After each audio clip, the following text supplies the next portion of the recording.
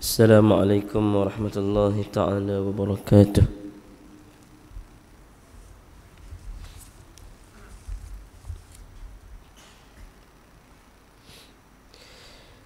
Al-Fatihah.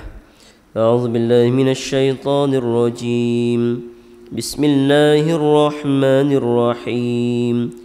Alhamdulillahi rabbil alamin. Ar-Rahmanir Rahim. مالك يوم الدين إياك نعبد وإياك نستعين اهدنا الصراط المستقيم صراط الذين أنعمت عليهم غير المغضوب عليهم ولا الضالين.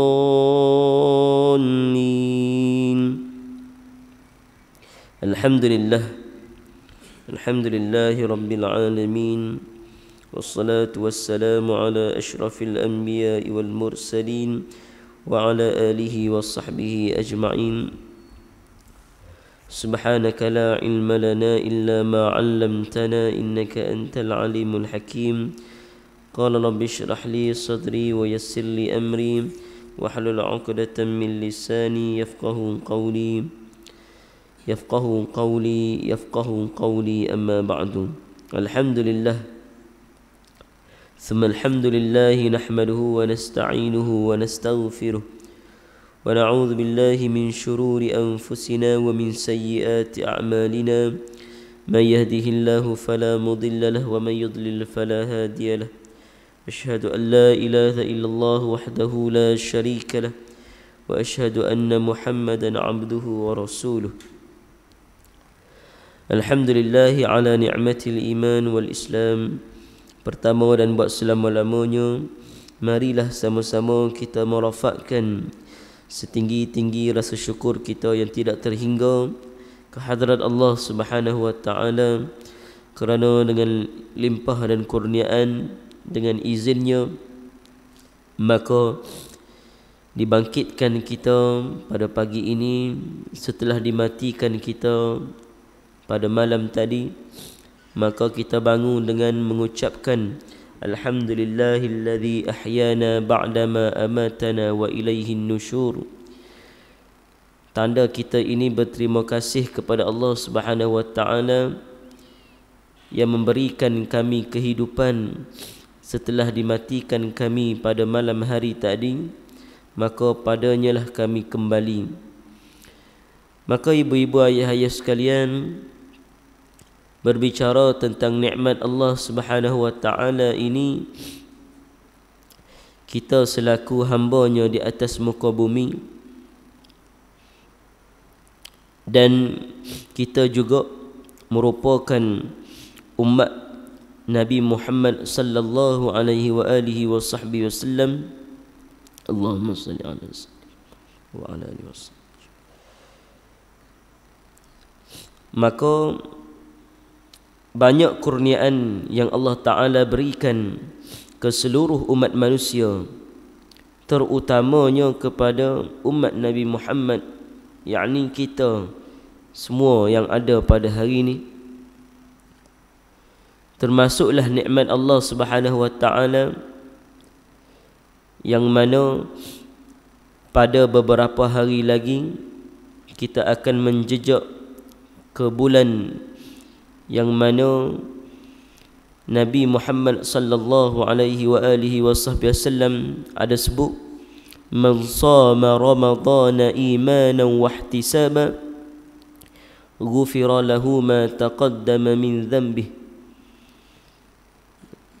Dan barang siapa yang berpuasa di bulan Ramadan imana, dengan penuh keimanan, wa ihtisaba, dan penuh pengharapan kepada Allah untuk dapatkan pahala, ghufira lahu ma taqaddama min dhanbihi, maka janji Allah kepada orang ni, mereka akan diampunkan ke semua dosa-dosanya Allah.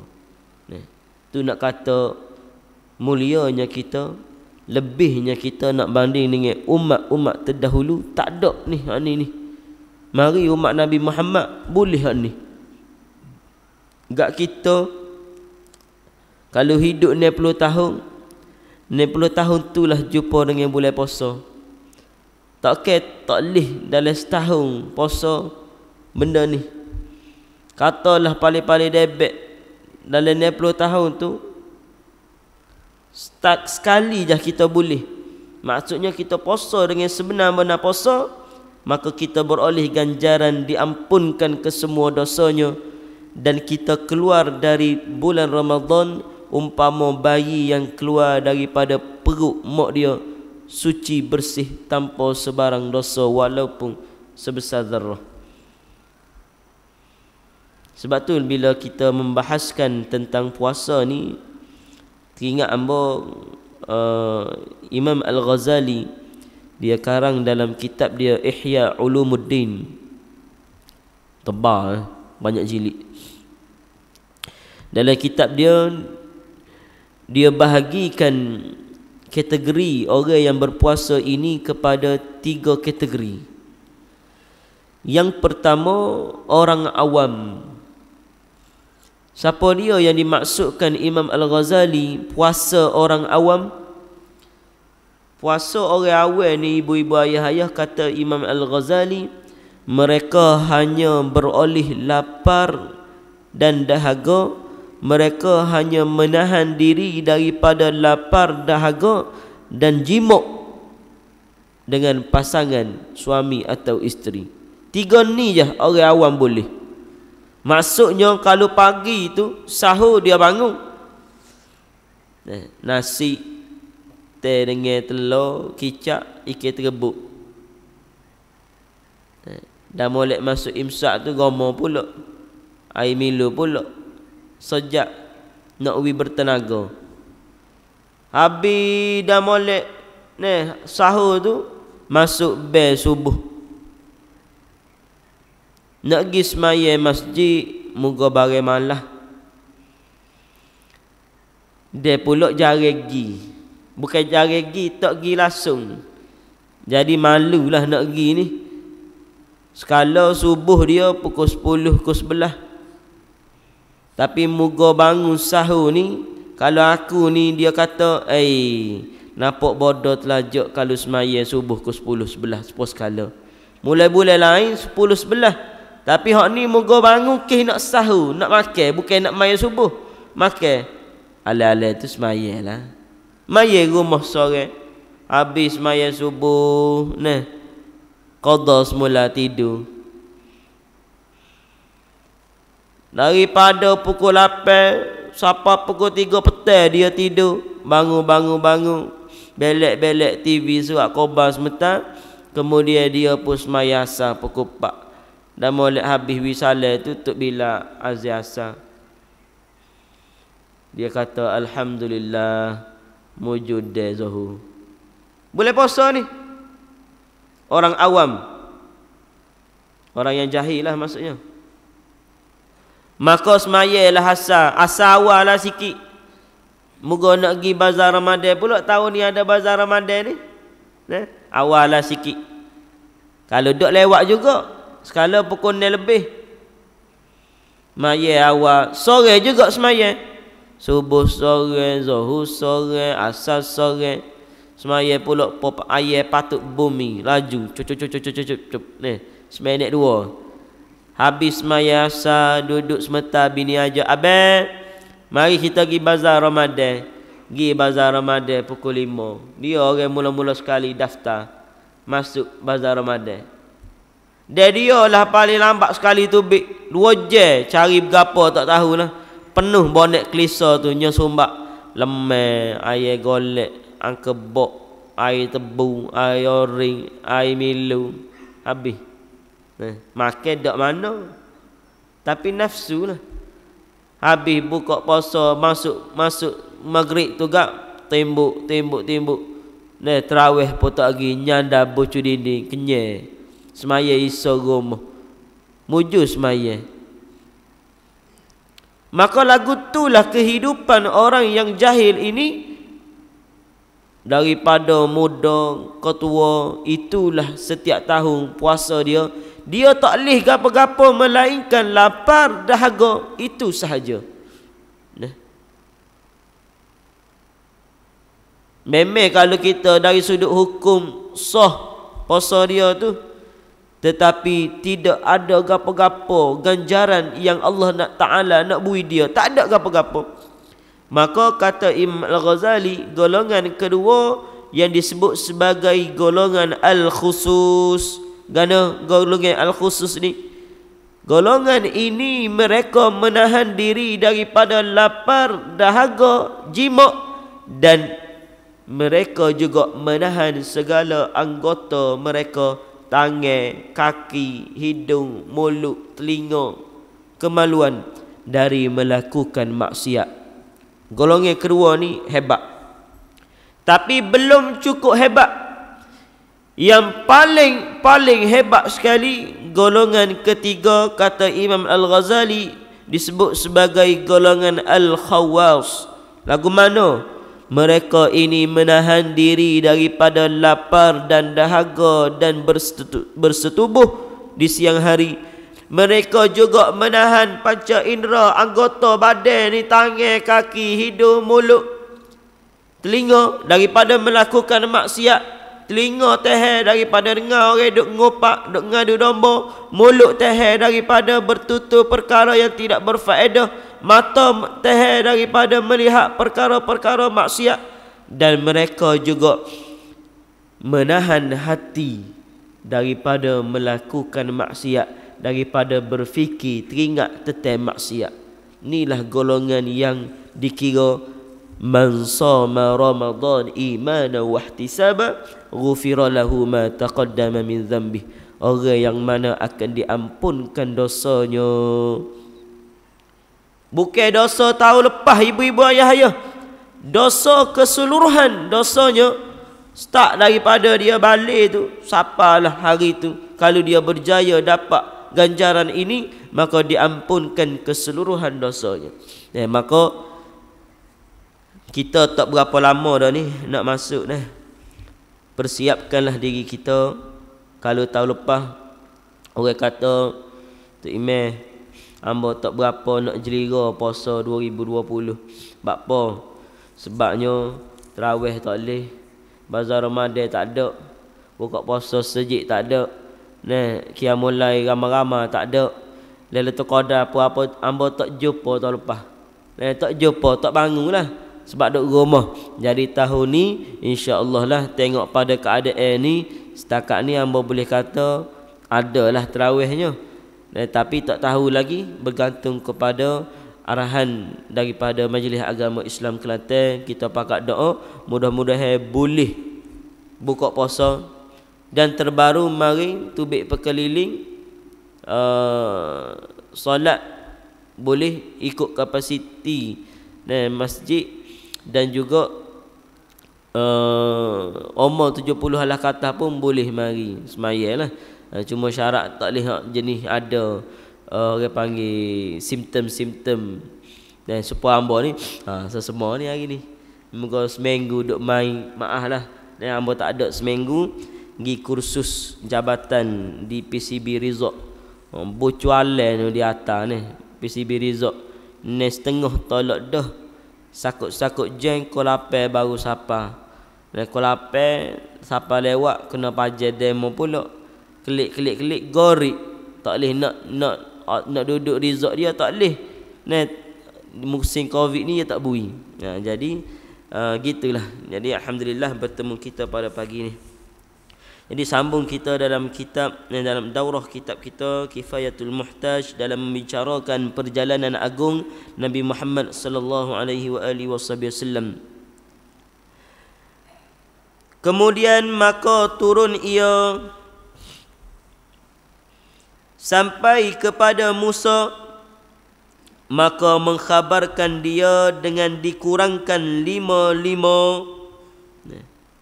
Tinggal 5. Maksudnya dikurang daripada 50. Tu email tu hamba sebut malam lah. Hamba sambung dia ni dah. Daripada 50 turun Turun tu turun, ada kata sampai 9 kali. Turun naik, turun naik, turun naik. Nabi Musa kata, naik semula lah Muhammad, minta dengan Allah tu. Umatmu ni tak gerak. Umatmu memang tak gerak. Bukti dia hari ni kita boleh diskaun 95%. Ada ke orang buat diskaun pasar raya? Kalau raya kita jumpa 95% ayah ada. Kita nak pergi beli TV 70 inci, harga asal 8,000, kemudian timur jual 80 ya ada? Ada? Tak ada. Jual 80 ya, kemudian dia tak buai gapo-gapo. Bui tu memang perfect. Ada ke? Jarang. Dan kalau kita musim nak raya ni, dia buat les pun ia mau buat 70%. 70% harga asal 1,000. 70% tubiklah dalam 300 ya lepas les. Modal dia tak siapa pun 300 ya benarnya. Dalam 100 lebih ya. Tapi cara dia nego. Jadi ibu-ibu ayah-ayah sekalian, tak ada lagi lah kita ni kalau kita tengok orang bagi diskaun 95% seperti mana Nabi boleh dengan Allah Subhanahu wa taala daripada 50 akhirnya jadi 50, kemudian Nabi pun dikurangkan 55 dan tinggal 5, maka berkata baginya, kembali olehmu ya Muhammad kepada Tuhan kamu, maka pohonkan ringan. Turun tu jumpa Nabi Musa. Nabi Musa suruh naik semula, minta sekali lagi 5. Naik ya Muhammad, minta lagi. Umatmu tak gerak. Batu kalau boleh dengan orang malah, dia kata, bapa Nabi Muhammad tak naik? Kalau Nabi Muhammad naik, kita hari ni tak payah semaya. Mari kuliah saja. Semaya pun tak mari. Jangan ke kuliah tentu tak mari. Cok jarilah tak mari. Nah. Maka pohonkan ringan, maka bahawasanya umat kamu tiada kuasa demikian itu ya Muhammad. Maka sabdanya Nabi sallallahu alaihi wasallam, sungguhnya telah aku pergi datang kepada Tuhanku beberapa kali hingga malulah aku akan Tuhanku, dan tetapi kuserahkan pekerjaanku ini baginya. Allah, Musa, aku bukan tak si naik. Kalau aku naik, tentu Allah bui. Sebab Nabi Muhammad ni kekasih Allah, tentu Allah bui. Tapi aku malu dah dengan Allah. Supaya kita lah orang hak kita malu. Dia orang senang, dia pula baik hati, semua kita pinjam duit. Kita ni orang jujur juga. Pergi minta dengan dia, klik rumah bini kata abang, berah habis abang. Gilah minta semula, gilah 5-6 kali. Agak-agak gi lagi ke tak? Tak gi. Kita malu muka. Walaupun dia baik nak bui. Maka tak tala itu menyeru oleh yang menyeru. Siapa dia ni? Malaikat. Sungguhnya telah aku lakukan yang ku fardu dan ku ringankan daripada hambaku. Maka berkata Nabi Musa, turun olehmu ya Muhammad, bismillah. Maka turunlah Nabi sallallahu alaihi wasallam dan Jibril, dan tiada lalu dengan beberapa jemaah daripada malaikat. Malaikat berkata mereka itu baginya, yakni berkata malaikat itu baginya, bagi Nabi Muhammad sallallahu alaihi wasallam, wa alaika ya Muhammad bil hijamah, mur ummataka bil hijamah. Lazimkan olehmu ya Muhammad dengan berbekam, dan suruh olehmu umat kamu dengan berbekam. Nabi bekam. Habis sahaja Mi'raj, Nabi turun, Nabi bekam. Maka daripada kisah ini jugalah sunat kepada kita bekam. Gapa dia faedah? Adapun berbekam itu terlebih afdal daripada berpetik. Petik ni kalau zaman dulu ada orang kata, ulama kata bekal angin.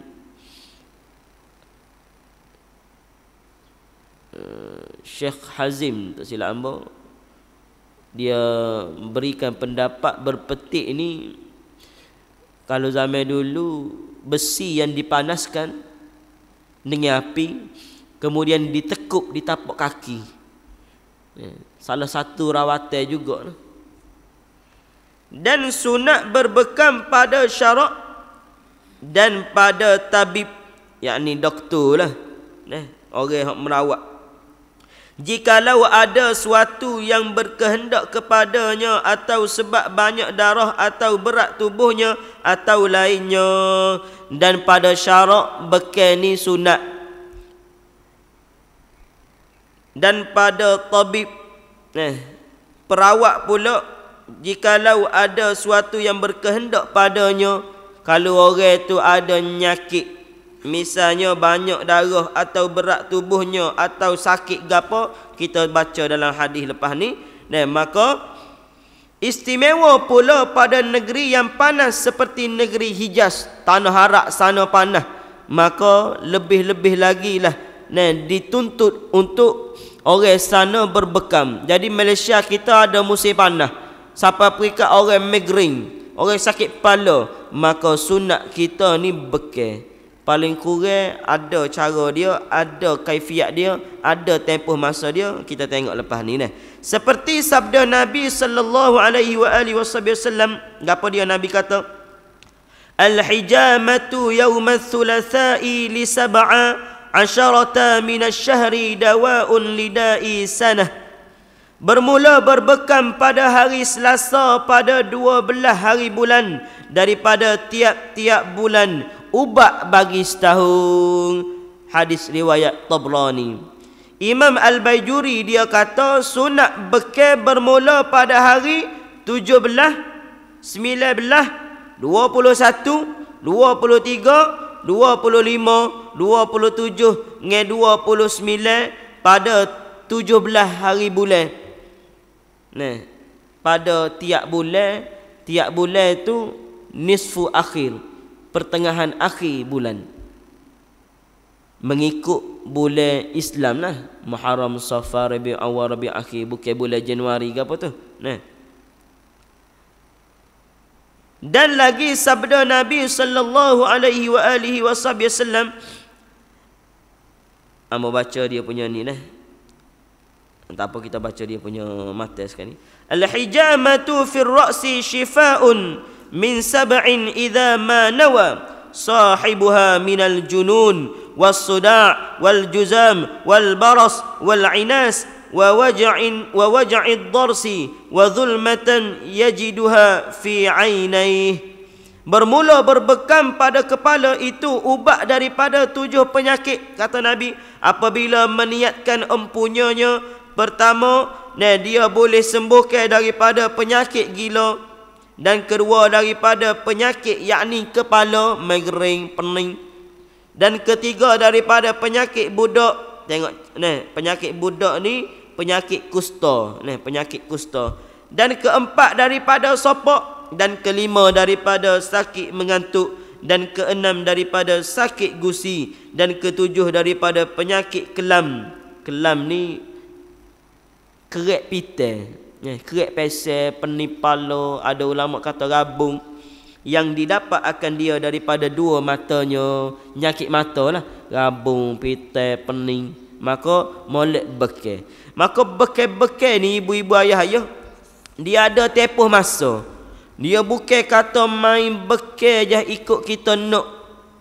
Dia ada waktu yang makruh, ada waktu yang sunat kita bekal.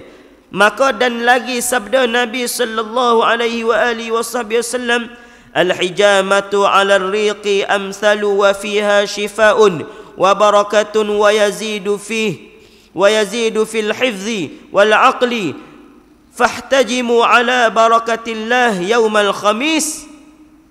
Bermula berbekam sebelum lagi makan itu terlebih patut, kata Nabi. Dan kalau kita nak bekal ni, semoleknya sebelum kita makan pagi. Nah, pagi tu sebelum kita makan timbuk nasi lemak, timbuk roti canai, kita bekal dulu. Hak tu sunat nah. Dan padanya berkat dan bertambah akal, maka berbekam olehmu atas berkat Allah Ta'ala pada hari Khamis. Ni Nabi kata hari Khamis. Nah, jadi kita boleh dasar ilmu hari ni. Tak di apa dia? Moleknya Nabi kata hari Selasa, pada 17 hari bulan dan seterusnya pada hari-hari yang ganjil, pada hari bulan yang ganjil. So ilmu.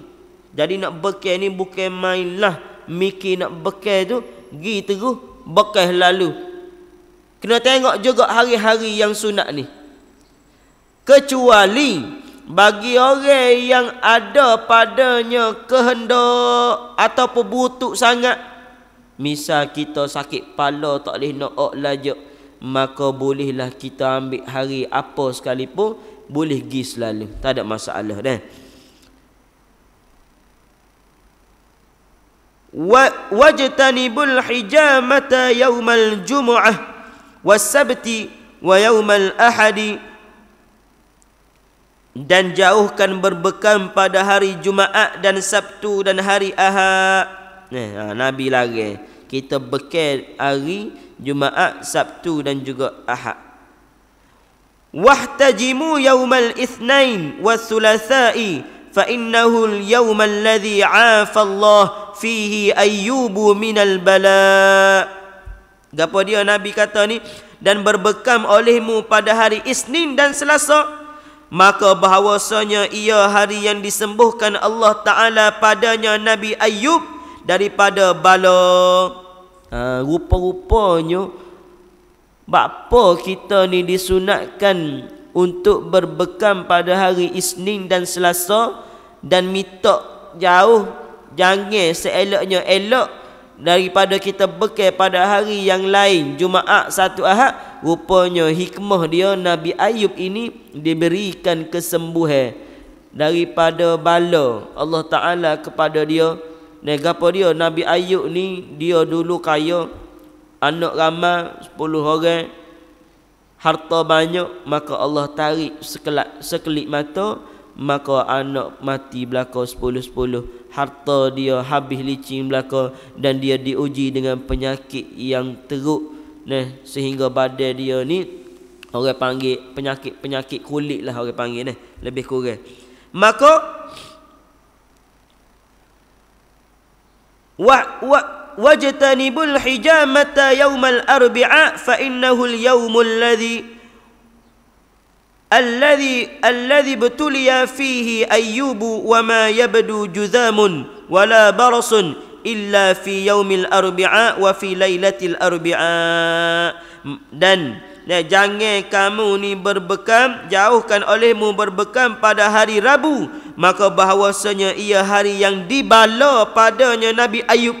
Pada hari Rabu lah Nabi Ayub terkena bala Allah Ta'ala kepada dia. Gapo dia? Ujian berat lah, hamba sebut tadi mati anak dan sebagainya, sekelip mata. Dan tiada dinyata penyakit kusta, yakni penyakit budak ni, penyakit kusta dan sopak, melainkan pada hari Rabu atau pada malam Rabu. Jadi kena elok lah hari Rabu, hari Jumaat, hari Sabtu dan hari Ahad. Hak semolek-moleknya kita buat pada hari Isnin dan Ats-Tsulatsa, hari Selasa. Adapun bagi orang yang berutuk, orang yang berada dalam keadaan darurat. Darurat ni lagu mana? Macam hamba sebut tadi, dia penipala tak boleh nak lajak ni. Maka bagi orang hak bekal pun kena cerdik lah. Bukan tak boleh kita nak nega, nak bekal, nak buat rawatan, bekal. Tapi bila orang mari tu tanya, abang mari ni sakit kepala ke mari saja-saja nak bekal, maka kalau dia kata amba berok ni lama lajak dah sakit kepala, maka mari hari gapo pun tak apa, buat selalu. Sebab dia berada dalam keadaan darurat situ. Memberi mudarat dia, maka boleh buat selalu. Tapi kalau kita tanya dia, abang mari ni sakit kepala ke lagu mana? Dak saja je, amba hobi amba bekal, amba suka bekal. Maka kita kata abang balik dulu dah. Mari hari Isnin atau Selasa kita ambil sunat bekal hari Isnin atau Selasa. Al-hijamatu tukrahu awwalul hilal wala yurja naf'uha hatta yanqusal hilal. Bermula berbekam itu makruh pada awal bulan. Relate pada hadis mula-mula membaca tadi, dan kita kena bekam nisfu akhir. Bulan terakhir pada setiap bulan. Dan tiada harap manfaatnya hingga kurang bulan. Tak ada manfaat. Tak ada manfaat lah kalau kita bekal tu 15 hari bulan dan ke bawah. Dan manfaat tu hanya boleh kalau kita bekal ni pada nisfu akhir setiap bulan. Dan nisfu akhir tu pula tengok hari. Tengok hari. Maka adalah hadis yang tersebut, pilih berbekam ini, tersebut di dalam kitab Jami'ul Saghir bagi Allamah Jalaluddin As-Suyuti rahimahullahu ta'ala. Dan hadis-hadis yang kita duk sebut tadi, nak kita duk dengar tadi pasal bekal, disebut dalam kitab Jami'ul Saghir ini, yang dikarang oleh Jalaluddin As-Suyuti rahimahullahu ta'ala. Maka difaham daripada beberapa hadis ini, berbekam itu dituntut tetapi hari Selasa 17 hari bulan tiap-tiap bulan Islam itu terlebih utama. Dan jikalau tiada pada hari Isnin, kalau tak ada hari Selasa 17 hari bulan, kita nak bekal, kita tengok tarikh Islam. Lah ni duduk di Sya'ban, kita tengok nisfu akhir 17 hari bulan, jatuh dak hari Selasa. Kalau tak jatuh, katalah bulan ni nisfu akhir hari Selasa berapa Rabu? Tengoklah 17 Rabu. Tak jatuh. Bulan ni tak kena hari Selasa, maka ada option kedua. Apa dia? Kita pilih pada hari Isnin pada nisful akhir pada tiap-tiap bulan. Kalau hari Selasa nisfu akhir tak jatuh 17 hari bulan, macam kata Abang Pus ni, bulan ni hari Selasa nisfu akhir hari Rabu. Hari Selasa berikutnya tak jatuh ni. Moga ni pun tak kena dah. Jadi kita ambil hari Isnin nisfu akhir. Mana-mana hari Isnin terdekat ni hari Isnin. Berapa bulan apa? 15. Tak kena lagi. Tidak nisfu akhir lagi. Seterusnya Isnin berikutnya boleh kita bekal. Dan yang witir daripadanya itu aula. Witir ni bagi maksudnya ganji lah. Nisfu akhir, kalau tak kena hari Selasa 17 hari bulan, pilih hari Isnin nisfu akhir setiap bulan, ataupun pada hari ganjil hang ambo sebut awal tadi 17, 19, 21, 23, 25, 27, 29. Pilih mana masa. Maka kalau kita ikut hak ni lebih baik. Lebih baik. Daripadanya itu aula apabila tiada sangat hajatnya. Jadi kalau kita nak bekal tanpa ada hajat yang butuh sangat-sangat, supaya sakit kepala, pitai, rabung, sakit sopok ke apa, maka kalau tidak ada hajat, maka pilihlah hak mana kita baca tadi Selasa pada 17 hari bulan setiap bulan, ataupun hari Isnin nisfu akhir, ataupun pada witir, yakni hari bulan ganjil pada setiap bulan di pertengahan akhir bulan, maksudnya nisfu akhir juga. Maka jika sangat mudarat, kata musannif ni, maka ketika mudarat itu dikerjakan tiada makruh lagi, dan berpetik itu makruh jika tiada takut, dan jika takut mudaratnya maka haram pula. Maka dia kata sini, bagi kita ni kalau hak sangat mudarat, maka ketika itu mudarat dikerjakan tiada makruh. Jadi kalau kita buat ni tak ada hajat gapo-gapo, awal bulan saja-saja nak bekal, maka hukumnya situ makruh. Kita ni orang Islam, jangan kita kata makruh ni barang main-main. Hak paling comel sekali, bukan setakat haram tu tentu kita tak buat, makruh juga kita elak daripada buat, sebab Nabi Muhammad tak buat benda makruh. Jadi kita follow Nabi Muhammad dan alim ulama. Jadi kalau kita bab bekal ni, Nabi kata makruh mu kalau tak ada hajat bekal pada awal bulan. Sebaliknya kalau mu ada hajat yang bersangatan, sakit kepala, maka bolehlah nak bekal pada awal bulan sekalipun. Takut-takut dia berok sampai akhir bulan, semata-mata nak ambil sunnah Nabi bekal akhir bulan, maka menjadi penyakit dia kohar berat, kohar pening kepala, maka boleh beri mudarat dia, maka boleh buat pada awal bulan sekalipun. Kemudian maka turun Nabi SAW berserta dengan Jibril kepada langit dunia. Maka bersabda Nabi, "Ya Jibril, tiada hamba lalu akan isi langit dan memberi salam akan mereka itu melainkan menjawab ia dan memuliakan dan tertawa-tawa melainkan satu orang yang tiada tertawa-tawa." Nabi kata, "Ya Jibril, tadi ke masa aku pergi ke langit dunia naik turun tadi, semua hamba yang aku tengok ni, makhluk aku jumpa, Nabi tu, Nabi ni, Nabi tu, Nabi ni, semua mereka ini tersenyum kepadaku, tertawa-tawa kepadaku, muka mereka manis belaka, comel belaka, melainkan satu orang tiada tertawa-tawa." Maka katanya, kata siapa dia? Jibril, "Ya Muhammad, itulah Malik." Malik mana? Malik Zabaniyah, yang menunggu neraka, dan kelakuannya tiada tertawa-tawa ia masa dijadikan Allah Ta'ala. Pesen dia Nabi Muhammad, itulah malaikat Zabaniyah. Memang dia diciptakan mula-mula sejak penciptaan dia sudah tidak tertawa. Kalau orang nak pilih warden jara kan, dia pilih kau tubuh pamba. Kalau tubuh pamba, kalau tu email boleh lagi. Tu pun kalau mari cekek kau jemaah. Tak pandai nak lawan kita. Kalau kita nak masuk polis, nak masuk tentera, nak masuk warden jara, kerja jara, dia akan ambil orang yang berwajah bengi. Bukan jahat, air muka dia bengi. Kalau warden jara ni memang kena orang bekek, tubuh besar, body cut supaya orang takut, kelih-kelih tu. Tak berani aku. Kalau muka pamba, pewela, bepu, tak boleh. Muka suka senyum, tak boleh. Pohon lain lah. Kita ni tak padai. Kalau kerja jaga sini. Tapi kalau kita kelih air muka sebut boleh. Sung. Memang muka dia ganas sikit. Jadi diciptakan malaikat Zabaniyah ni, memang sejak asal penciptaan dia, azali dia tak senyum dah. Tiada tertawa-tawa bagi seorang, jikalau tertawa-tawa bagi seorang, nescaya tertawa-tawa ia bagi Tuhan hamba. Kalau dia senyum sekalipun, ya Muhammad, dia hanya senyum kepadamu sahaja. Nabi lain pun tak boleh.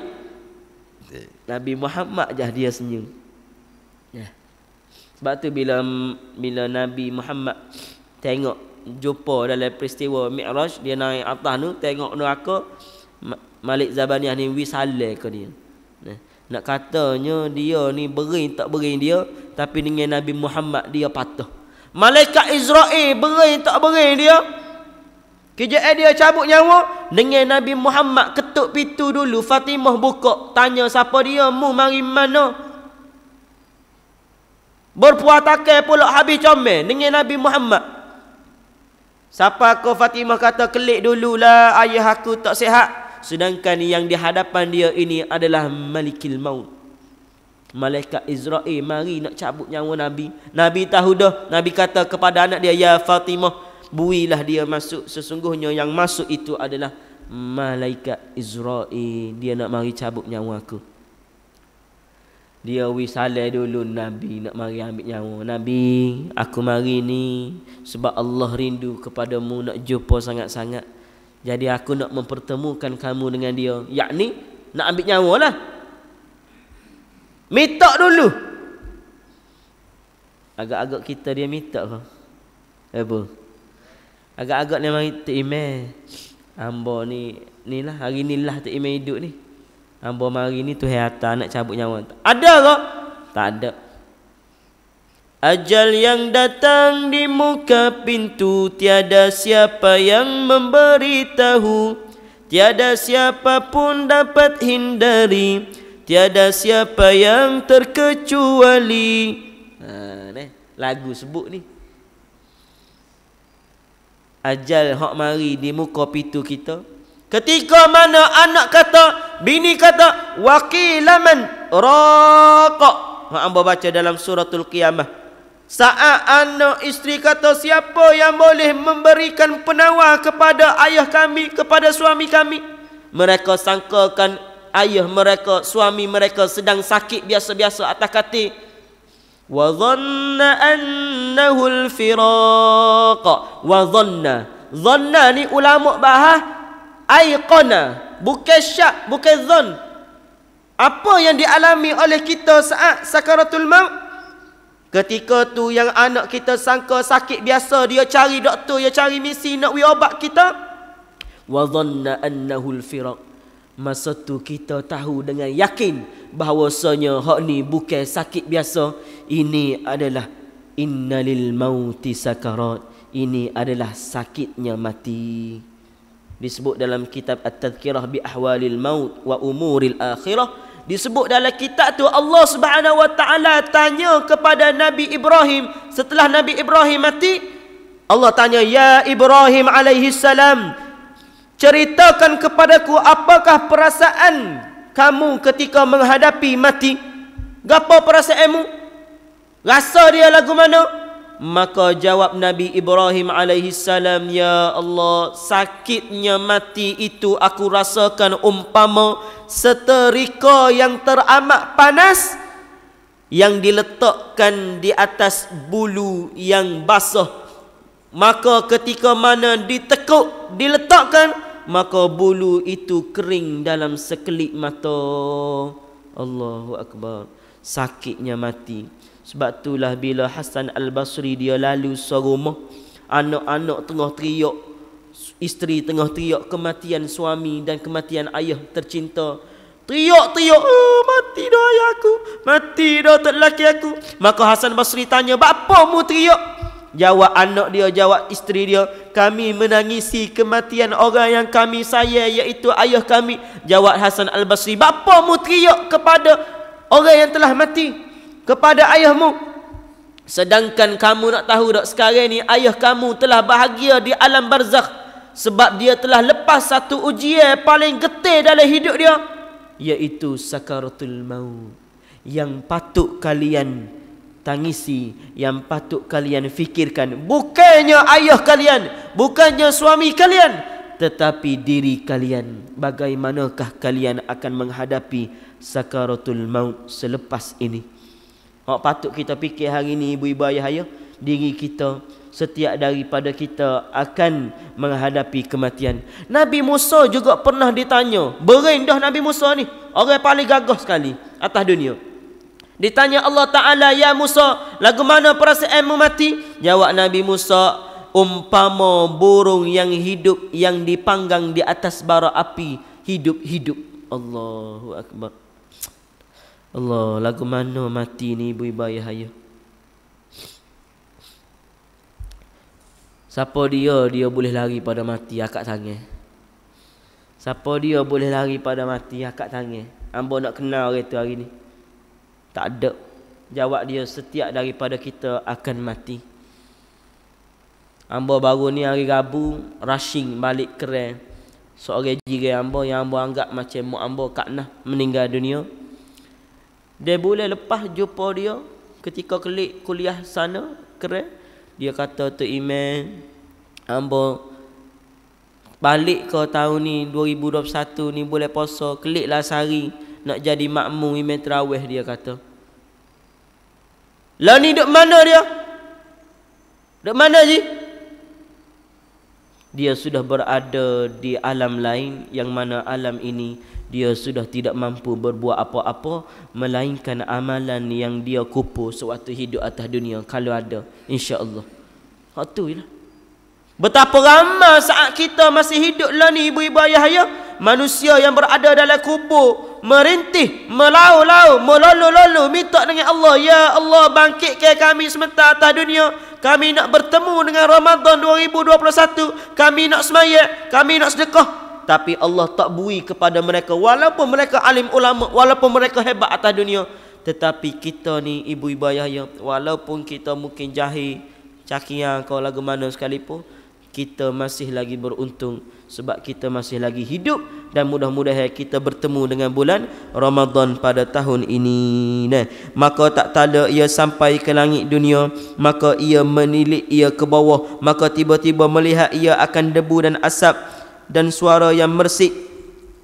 Nah, dengan suara yang mersik, maka sabdanya, apa ini Jibril? Maka katanya, inilah syaitan yang menutup atas mata manusia anak Adam hingga tiada berfikir mereka itu kepada barang yang dalam malakutus samawati wal ard. Dan jikalau tiada demikian itu, nescaya mereka melihat mereka itu akan beberapa ajaib. Maksudnya sini, kalau manusia itu tidak diselubungi dan ditutup dengan kelalaian daripada syaitan atas dunia ni, maka nescaya manusia ni akan teluh mata dia dan nampak alam malakut, alam malaikat nampak.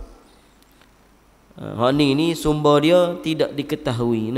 Hamba merujuk beberapa kitab dan pandangan-pandangan daripada asatizah juga, tidak ada sumber. Mungkin ada sumber-sumber yang terpencil lah, yang mungkin kita tak jumpa lagi. Kemudian maka ia turun kepada Baitul Muqaddis, maka menunggang akan burak dahulu itu dan berjalan berhadapan ke Mekah. Maka lalu pada beberapa unta bagi kaum Quraisy yang datang ia daripada Syam pada tempat bahagian-bahagian, dan ada padanya suatu unta, atasnya 2 karung, suatu hitam dan suatu putih. Maka tak tala berbetulan aku dengan dia, terkejut ia dan berkeliling. Oh, kejut unta tu. Nabi ni on the way balik. On the way balik, maka ketika mana unta tu kejut tengok atas, tengok Nabi dengan buruk, maka terkejutlah ia. Maka jatuh unta itu, maka patah kaki ia dan ditinggalkan unta itu. Kemudian lalu pula aku dengan beberapa unta yang lain pula, sungguhnya telah sesat bagi mereka itu satu unta. Kemudian didapatnya dan dihimpunkan satu, maka memberi salam Nabi sallallahu alaihi wasallam atas mereka itu. Maka berkata mereka itu, ini suara Muhammad, dan mengingkarkan setengahnya. Dan berdapat Nabi sallallahu alaihi wasallam akan satu qadah. Qadah ni bukan negeri Kedah, mangkuk. Yakni mangkuk kayu yang besar berisi air. Maka meminum Nabi sallallahu alaihi wasallam, dan berkekalan Nabi sallallahu alaihi wasallam berjalan hingga hampir Mekah. Orang ayat, Nabi curi air ke? Jumpa air tengah jalan? Tidak. Negara Arab ni negara panah. Menjadi satu adat di negara Arab, orang akan tinggal air di tengah jalan untuk sesiapa sahaja pengembara, orang yang musafir, mari ambil minum, tak payah minta. Sebab itu adat orang sana. Kalau supaya kita lah di Malaysia ni, kalau kita singgah di mana RNA ke gapo, ada kowe, orang tak tinggal jeluk. Orang tinggal mesin air. Bagi orang hak dahaga, tekan je, tak perlu cari mana tukar RNA nak minta nak minum air sikit. Tak payah minta lah, sebab memang disediakan untuk orang yang haus. Maka lagu tu lah lebih kurang. Dan berkekalan Nabi SAW berjalan hingga hampir Mekah. Maka sabdanya, hai Jibril, bahawasanya kaumku tiada membenarkan daku. Panjang pula ni, lewat dah kita. Tapi tak apalah, akan disambung insyaAllah esok ataupun pada hari lain. Imam tua atau hamba sendiri akan sambung insyaAllah. Jadi kita tawakuf situ dulu sebab panjang ni, hak ni panjang pula. Sebab masa ni lah Nabi nak cerita bagaimana Abu Jahal tahu cerita, buat cerita tak percaya Nabi lah, peristiwa panjang pula. Jadi hak malatnya kita sambung pada sesi yang lain Aku qauli hadza wa astaghfirullahal azim. Assalamualaikum warahmatullahi taala wabarakatuh. أعوذ بالله من الشيطان الرجيم. بسم الله الرحمن الرحيم. اللهم فقهنا في الدين وعلمنا التأويل واجعلنا من عبادك الصالحين. اللهم بارك لنا في شعبان وبلغنا رمضان. اللهم بارك لنا في شعبان وبلغنا رمضان. اللهم بارك لنا في شعبان وبلغنا رمضان. ربنا آتنا في الدنيا حسنة في الآخرة حسنة وقنا عذاب النار. وصلى الله على سيدنا محمد وعلى آله وصحبه وسلم والحمد لله رب العالمين.